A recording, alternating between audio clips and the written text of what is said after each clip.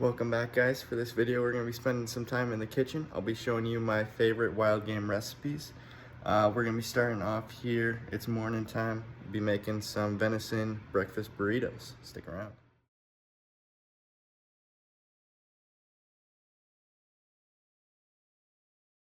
Now, every good breakfast burrito needs a good side. One of my favorites is sweet potato, so I'm just chunking it up right here and that'll go in the pan. And then for the steak, my favorite seasoning, shout out Maplewood Meats, is Grandpa's Prime Rib Rub. It's a mix of some garlic and onion salt and then with some other spices. So I'll be sprinkling that on and then we'll give it a couple minutes in the pan and we'll assemble the burrito. For the sweet potatoes, I like to put them in a pan with a decent amount of butter, cooking them on just below medium-high heat. And then on the sweet potatoes, I just season them with salt and pepper.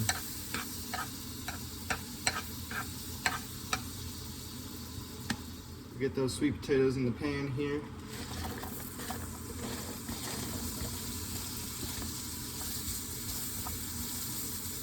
And then I like my sweet potatoes a little bit softer, so I cover them. But if you want yours to be a little bit more crunchy, then I recommend cooking them with the cover off. For the steaks, I just put a little bit of butter in the pan also. And then I'm cooking them on medium-high heat. They're thinner steaks, so I'll probably only cook them about 3 to 4 minutes aside. And then I got the sweet potatoes going over here. All right, guys, I flipped them at 3 minutes. They're looking pretty good. We are at the 3-minute mark on this side. You can start to see the blood coming through the meat, so I'm gonna start taking them off here.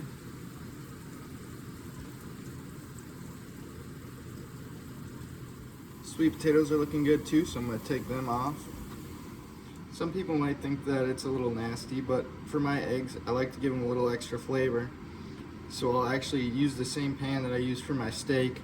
I'll just wipe it out a little bit with a paper towel, but leave some of that goodness still in there. And then I'll put some butter in there and cook my scrambled eggs in there. Now when you scramble your eggs this way, you don't get the nice, beautiful, yellow, fluffy eggs, but I think these taste better and they clean your pan a little bit too. I like to put my cheese down first to make sure that it's nice and melty. I'm using some Mexican style 4 cheese blend. Get that down in the middle of the tortilla here.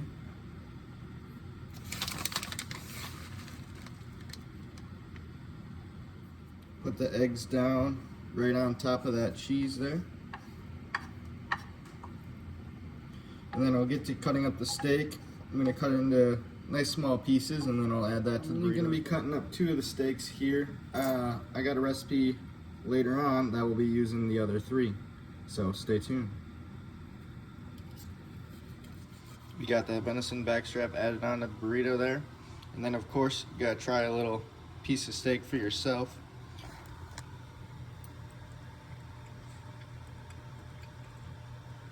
It's really good. Super tender, doesn't taste too gamey. I really like that seasoning, so I'm excited to try this. What every good burrito needs is a little bit of salsa.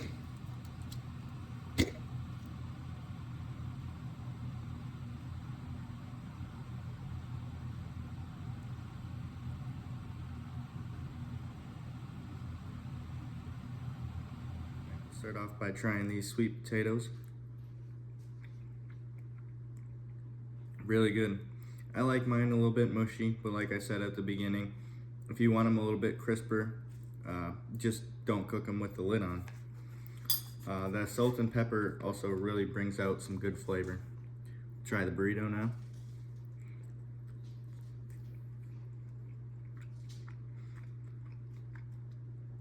That's really good. Salsa really brings it all together. Backstrap is super tender. Tastes really good with that seasoning on there.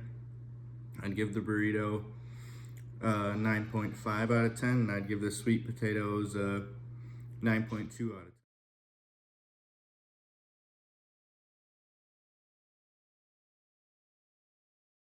For the next recipe, we're going to be doing some venison backstrap again. Same stuff, leftover stuff from this morning. We're going to be putting it with some rice and a little bit of teriyaki sauce. This is one of my favorite meals. It's nice and quick and easy, and it's easy to take with you on the go. I'm about to head off to track practice here, so this will be a great meal to just heat up right after practice and eat. This backstrap comes off the buck that I killed this fall. It was my first ever buck with a bow. I got some onions and peppers, chopped up. We're gonna put them in the pan with some butter, and then we will add the teriyaki sauce and the rice. For the rice, super easy, super quick, just 90-second whole grain brown rice. I got the steaks cut into strips here. I like to leave these pieces a little bit bigger than what I did for the burrito. I got Isabel over here helping me move around the onions and peppers, and I'm gonna be putting the rice in the microwave. Rice is going in the microwave for 90 seconds, and then it'll be done. And of course, you gotta hit the quick 33 times. That's the only way to do it. All right, we got the onions and peppers cooking in here. We're gonna add the steak right in the middle just to heat it up. Try not to add the whole plate in there. We'll let that heat up for a minute or two, and then we'll add the teriyaki sauce and the rice. All right, the rice is done. The bag's super hot, but bring it over here, open it up. We'll dump it out. And we'll spread that around the plate here. It's a lot of rice. I'll probably only use half of it, but if you're making a big meal or meal prepping for the week, this is great to use. We got the steak and everything heated up nicely here in the pan. I'm gonna add about half the rice in here. I'm gonna turn the heat down to low.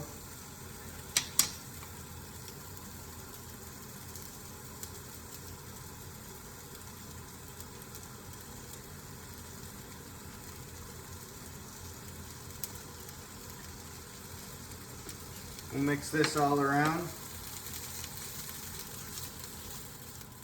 Now we're just gonna add that teriyaki sauce in there. You can add as much or as little as you want. Just kind of, I like to go a little generous, give it some good flavor. And then we'll just mix all that up and take it off the heat. And then I'll give you guys a taste test now, but I'll be saving most of this for after track practice. Now, no need to dirty a plate. I'll just try it straight out of here.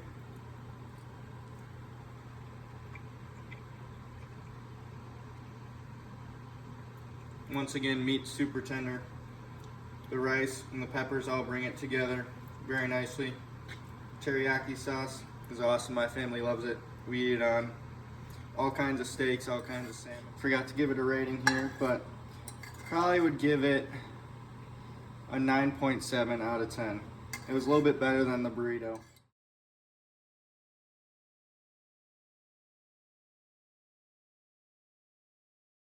For this next recipe, we're gonna be making salmon poppers. Normally, whenever you think of jalapeno poppers, you don't normally think of putting salmon in there, but it's actually pretty good. This is my second or third time making this recipe. I really enjoyed it the first time, but I haven't perfected the recipe just yet. So if any of you guys have ever done this and have a good recipe, please put it down in the comments below. Got another really super simple recipe here. Just need your salmon.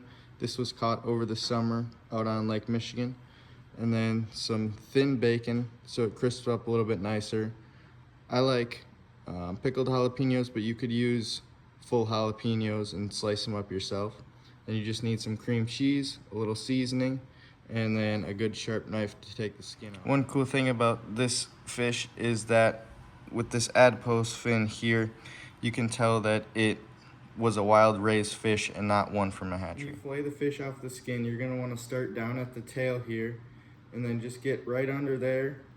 And then once you get a good start, you'll just work with your knife pointed at a little bit of an angle down, making sure that you get all the meat off that skin there. And then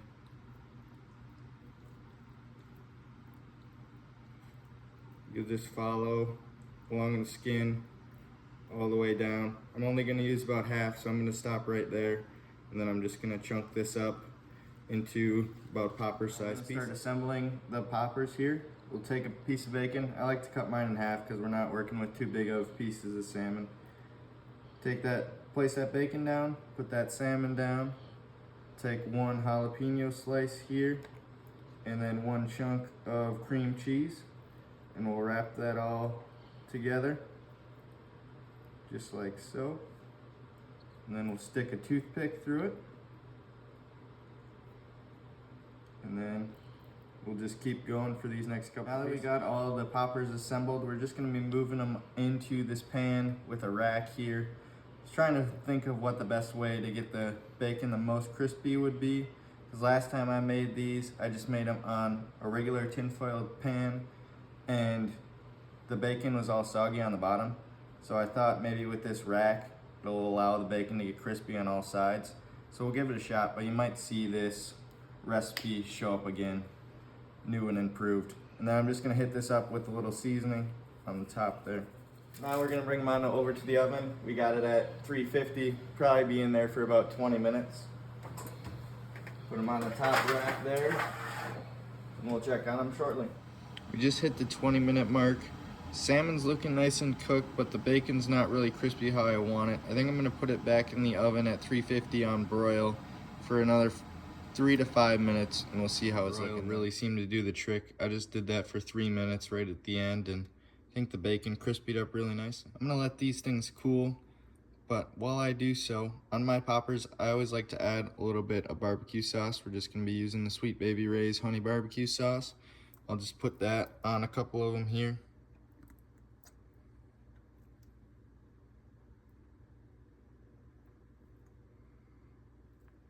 Can do as much or as little as you. These poppers here, doing one with a little bit of barbecue sauce on top.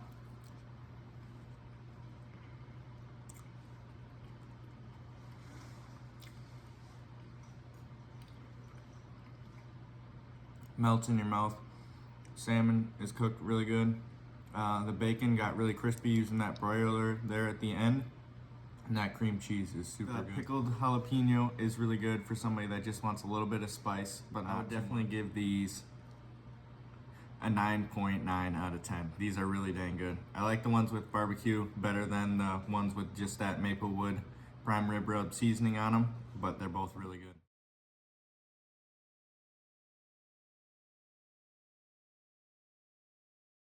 For this last recipe, we're gonna be doing duck crostinis 2 ways. I got some teal that I shot here this fall, and then the first way is gonna be like a jalapeno popper kind of with some jalapeno bacon cream cheese spread, and then the second way is gonna be with some cranberry jam and some cheese. For the duck here, I'm gonna change it up a little bit. I know I've been using that prime rib rub from Maplewood Meats, but I feel like I gotta try some new seasonings. If you guys have any good seasonings that you would recommend for wild game, please put them down in the comments below. But for this duck, we're just gonna be using salt and pepper. Just put a little bit on there. And then we'll be putting this in the pan on medium heat with a little bit of butter, probably for only a minute or 2 each side. The teal are pretty small. All right, we're gonna put a little bit of the butter in the pan here. Not too much, just enough to make sure that it doesn't stick. Got the pan on medium heat.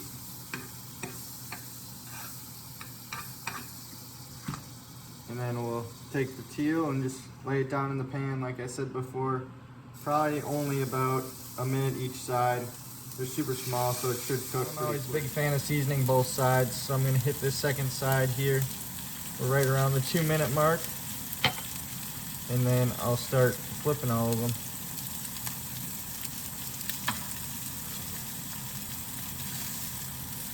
We're at the 2-minute mark on this side, so I'm gonna go ahead and take this off.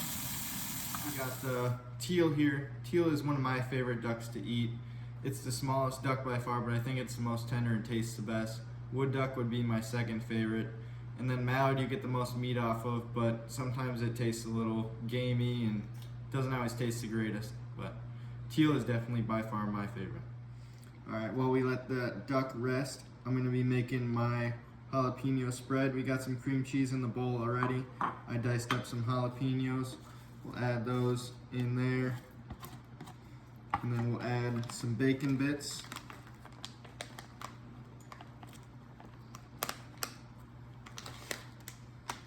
And then we'll mix that all together into a nice little spread. We got our store-bought crostinis here. You could make your own with a baguette and toast them, but I like doing simple and easy stuff, which tastes good.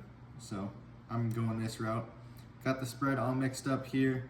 We're gonna put that on a crostini like so, and then we'll take a little chunk of meat and put it in the middle. The jalapeno cream cheese spread crostini's done and all assembled. We got the Packer game in a couple minutes, so these will be a great thing to snack on during the game. Now we're going to be moving over to the cranberry cheese crostinis. We're going to take a slice of Havarti cheese, fold it a couple times so we get 4 squares.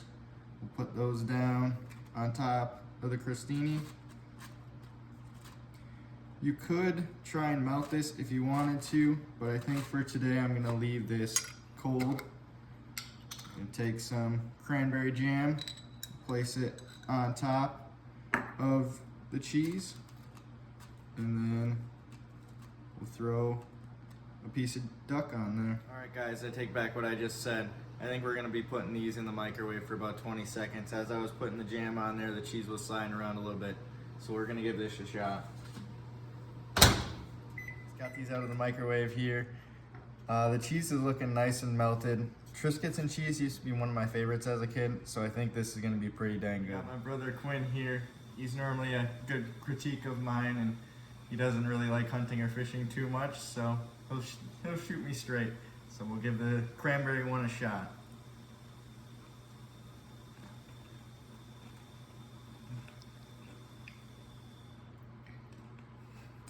Not bad. Tastes like eggs.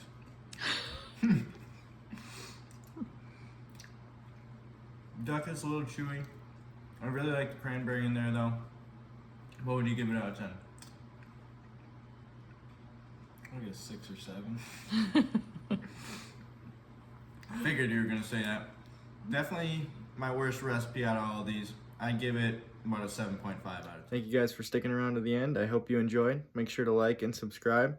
And stay tuned. I got some hunting planned for next week and maybe a little bit of ice fishing. So there should be some more videos coming out here soon.